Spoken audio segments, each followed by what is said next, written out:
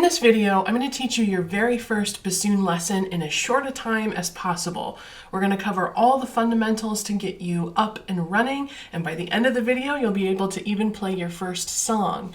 In this video, I'm going to be mentioning a lot of links and resources, which I will put all down in the video description, so make sure you check those out when you're done with the video. If you're new here, my name is Dr. Natalie Law. I'm a professional bassoonist and teacher. One of my favorite things to do is teach people bassoon. Our first order of business is to talk about assembly. How do we put this bassoon together? The first thing you should do is soak your reed in a water cup, completely thread and everything. Just have it soaking while you put your bassoon together. And by the time you're ready to play, your reed should be just about ready to play as well. So you're going to start with the boot joint. This is the bottom joint. It has 2 holes in it. The wing joint looks like this. It's got this little pad sticking up here, and this fits into the smaller hole. And you might have to kind of twist as you push it in here. And sometimes it's hard to figure out exactly how to line it up. There's a sort of concave area, and that should be sort of circling the larger hole. But just so you kind of know what it looks like, this is kind of how it lines up on both sides, if you want to kind of use these reference points. Next, we're going to take the long joint, and you'll know it's the long joint because it is the longest joint in your bassoon case. You're going to take this bottom end and put it into the hole next to the wing joint. And you might need to put this on the floor to get the best angle. Your bassoon might come with a body lock, and it just snaps into place.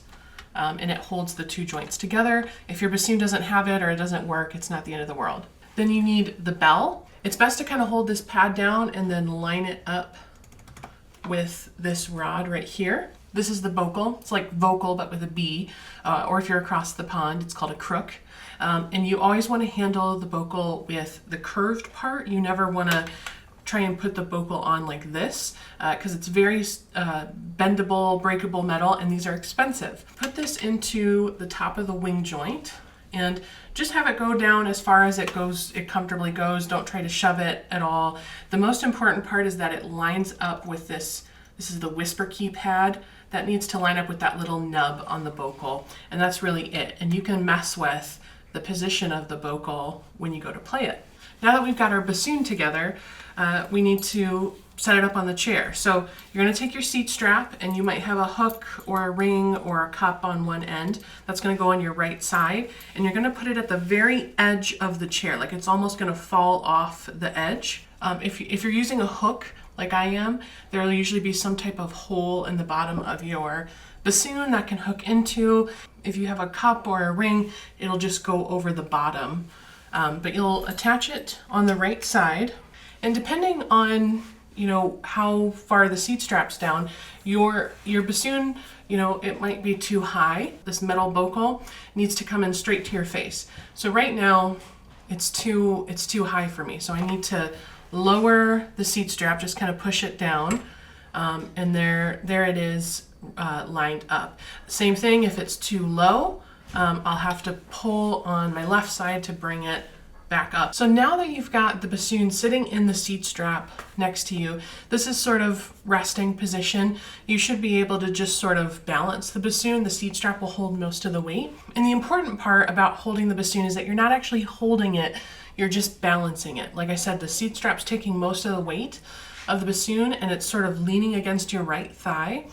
And you want to sit with good posture towards the edge of your chair, facing forward. Don't be in an uncomfortable position.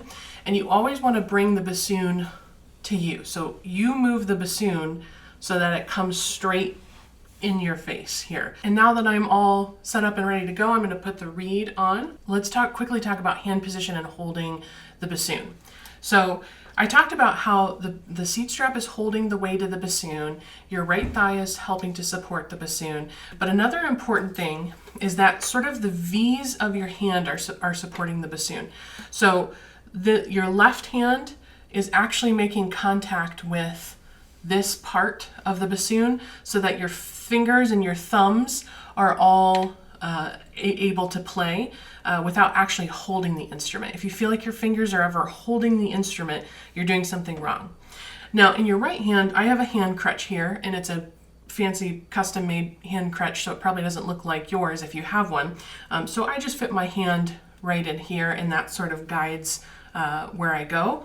If you don't have a hand crutch, that's totally fine. You don't need one to play bassoon, but you will need to find a place to sort of anchor this part of your index finger. There's a kind of post right here. There's the C sharp trill key.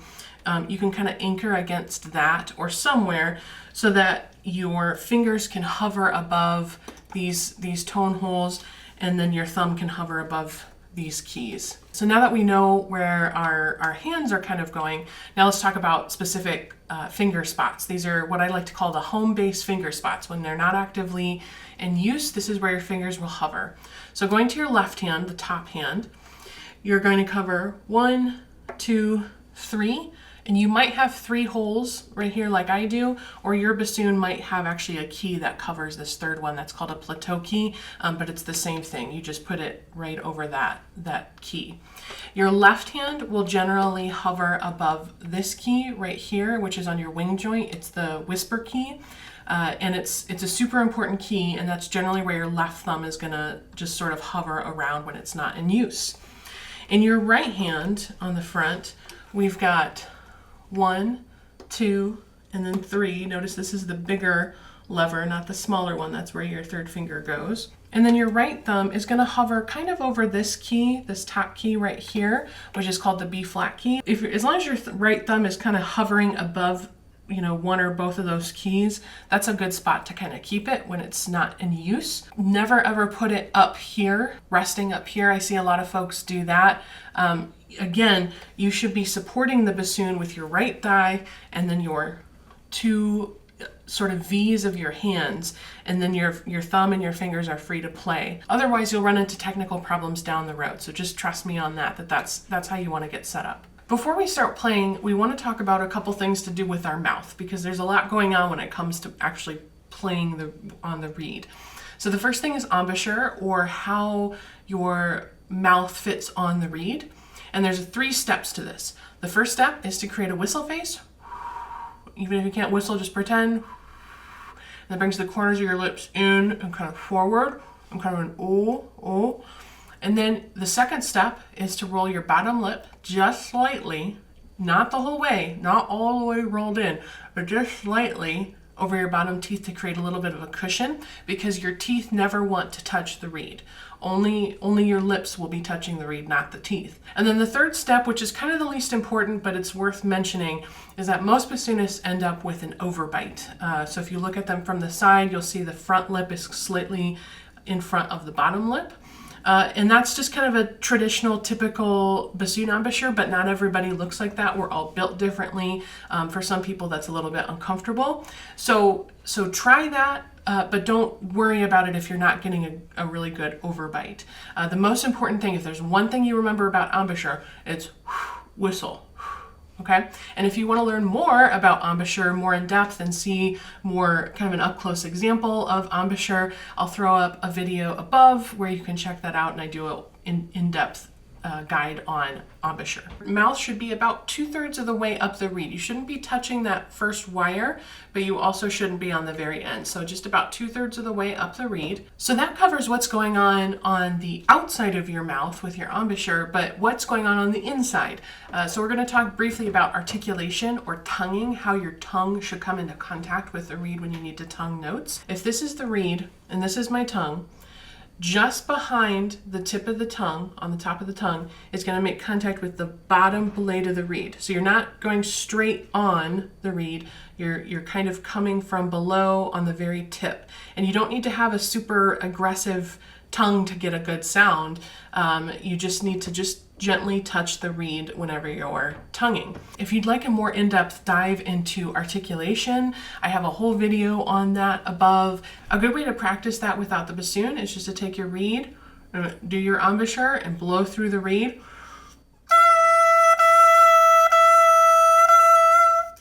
So each one of those sounds, I'm da, da, tonguing, and the air is constantly going. That's the important thing. My air did not stop from the moment I started the sound to when it ended, and my tongue is just interrupting that airstream.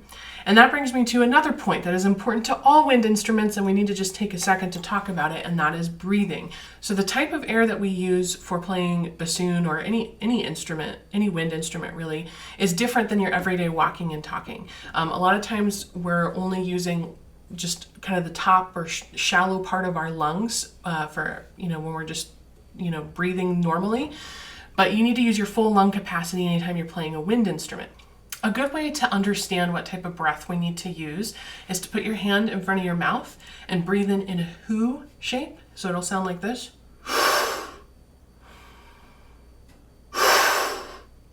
And you should feel the bottom of your lungs filling up with air. And that's the type of air you want to use. You should have that feeling every time you play.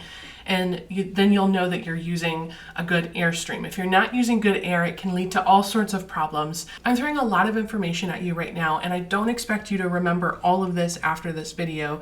So that's why I created a Bassoon Basics cheat sheet, and it's totally free for you to download. I'll link it down below, and it has all of the things that I'm talking about in this video in sort of bullet point, quick reference guide. So check that out in the video description below. Okay, so now that we've kind of covered some of the basics, we can actually start playing, which I know is what you want to do. We're going to learn 3 notes in this video, and those are E, D, and C. And to start with, you need to have your left thumb on this whisper key. So your left thumb will go right here, and you're going to hold that down the whole time today.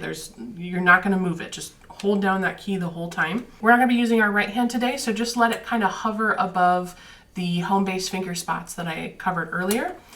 And in your left hand, you're going to play an E. So with the thumb down, you're also going to press down this first tone hole, make sure it's completely covered, and you should get a sound that sounds like this. The next note we're going to learn is D, and you're going to keep your thumb and first finger down, and we're just going to add our middle finger. Easy. And then the third note we're going to learn is C, and we're going to add this third finger down here in addition to the other fingers that we already have down, and that's going to be this one. And those are the 3 notes that you need to play your first song, which is going to be Hot Cross Buns.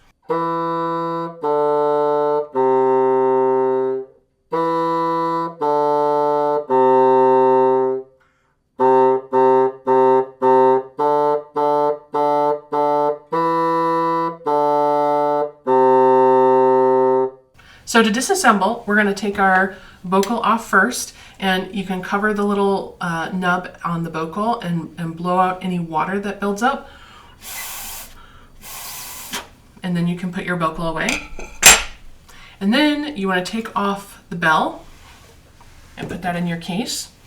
And if you have a body lock, unlock that and take off the long joint. And I usually grasp the boot joint and the long joint and sort of twist it out like that. And same thing with the wing joint. I'm going to twist and pull it out gently. I should have mentioned this in the beginning, but you do need a silk swab, not a cotton swab. Make sure it's silk. It's this silk material, and make sure it's a bassoon swab, not a clarinet swab or anything else. So you take the chain, or sometimes there's a little weight on the end of here, and you're going to drop it through the larger hole of the boot joint and just shove a bunch of this into this swab into the bottom here. I just removed the cap on the bottom of my bassoon. There's a U-bend at the bottom. We're trying to get the swab to go around that bottom and come out the other side. You swab it, and then usually you have to kind of jiggle it to try and get that swab down the bend there, and then turn it upside down, and it should come out the other side. And you want to pull it all the way through, and usually there's sometimes some residual moisture right here that I'll wipe off with the swab.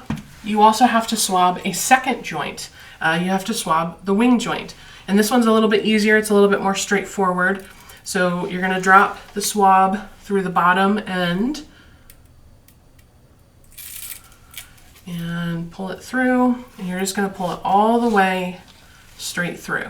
and that's how you swab your bassoon. Always the wing joint and the boot joint, every single time, no exceptions. So let's talk briefly about your next steps after this lesson. The first thing you need to do is download the Bassoon Basics cheat sheet that's totally free that I mentioned earlier, so that you can quickly reference everything we talked about today, especially when you go to practice these things. The next thing you should do is purchase a bassoon method book that you can start working out of. One that I highly recommend, it's kind of the Bassoon Bible, is the Julius Weisenborn method for bassoon. And there's a number of editions out there. The one that I like, I will link down below so you can check that out. Now, if you're looking for some more guidance and instruction past this video, I have a complete online, go at your own pace, on-demand course called Bassoon Jumpstart, and it covers roughly the first year of material that you would learn on bassoon, completely at your own pace, and it's exactly the way that I teach